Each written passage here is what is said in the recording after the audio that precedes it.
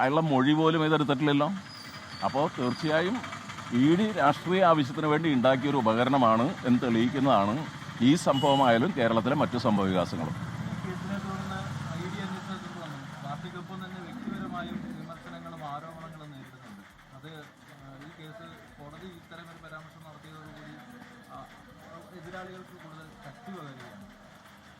എതിരാളികൾക്ക് ശക്തി പകരുന്ന വിധിയൊന്നും അതിലുണ്ടായിട്ടില്ല. ED എടുത്തൊരു കേസിൽ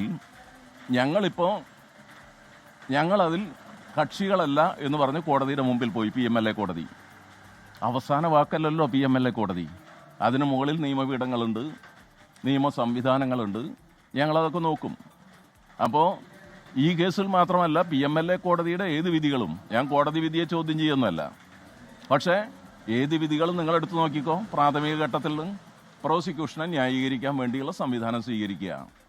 അവർ പറയുന്ന കൃത്രിമമായി ഉണ്ടാക്കുന്ന തെളിവുകൾ വെച്ചാണ് പ്രോസിക്യൂഷൻ്റെ ഭാഗത്തിൽ അന്വേഷണം നേരിടണം എന്ന് പറയുന്നത്.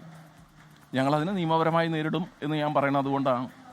അത് രാഷ്ട്രീയ എതിരാളികൾ ഉപയോഗിക്കാൻ വേണ്ടിയിട്ടാണല്ലോ ഇന്ത്യയിലാകമാനം ED ഇങ്ങനെ പ്രയോജനപ്പെടുത്തുന്നത്. കരുവന്നൂർ സഹകരണ ബാങ്ക് തട്ടിപ്പ് കേസിൽ ഇന്ന് CPIM-നെതിരായ വിധി വന്നിരുന്നു. എന്നാൽ PMLA കോടതി അവസാന വാക്കല്ല, അതിന് മുകളിലും കോടതിയുണ്ട്. അപ്പോൾ നിയമ നടപടികളുമായി മുന്നോട്ട് പോകും. ഇതൊരു തിരിച്ചടിയായി കണക്കാക്കുന്നില്ല എന്നാണ് SC മൊയ്തീൻ പറഞ്ഞത്.